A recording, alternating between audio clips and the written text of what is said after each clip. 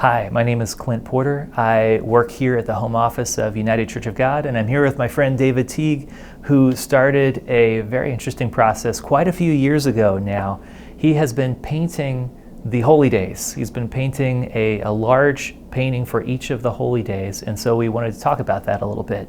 This one we have right here actually is the newest one. It's not finished yet, but we have an early, well, I'll just let you talk about it, David. Okay. This one, I decided to do it in black and white first. If you haven't seen it, it's 5 feet in length and 4 feet tall.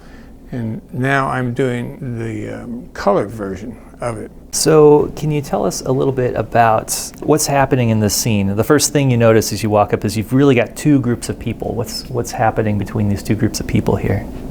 This is the last painting, the 7th painting. And I would have painted it to begin with, but there's so many options. You have the Last Supper, you have, the crucifixion scenes and all that. And none of that was appropriate, I thought, because we don't really paint pictures of Jesus Christ. So this is actually the people here on this side going up. If you look carefully, they're following Christ. You see the stakes there. They're going to Golgotha, and this is Golgotha, and this is where the crucifixion will take place. Now these people are coming up to the temple.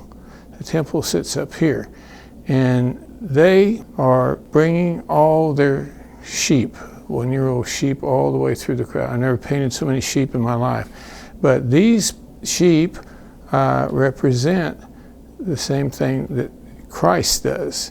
He is the Savior of us all. He is the Lamb that is to be crucified for the sins of all mankind. And these people are people from the first covenant, where they're coming to the temple to offer up their lamb as a sacrifice.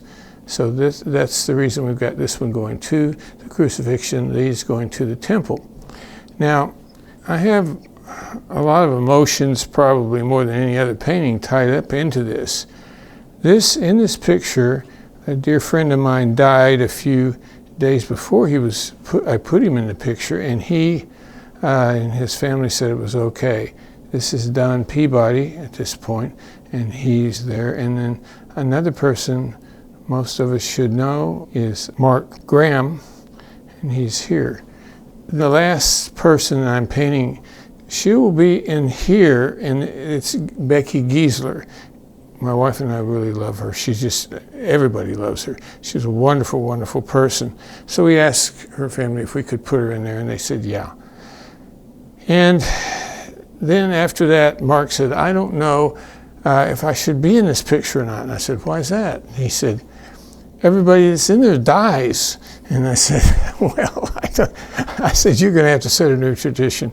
But he's a great character. And I called him the greatest songwriter of our generation, and I think so, for religious psalms. And he means a lot to me in this picture. So there's some individual people in here that I care a lot about, as well as the whole situation here. And this is the way I thought to put it together, so I wouldn't have to go with the Last Supper or crucifixion.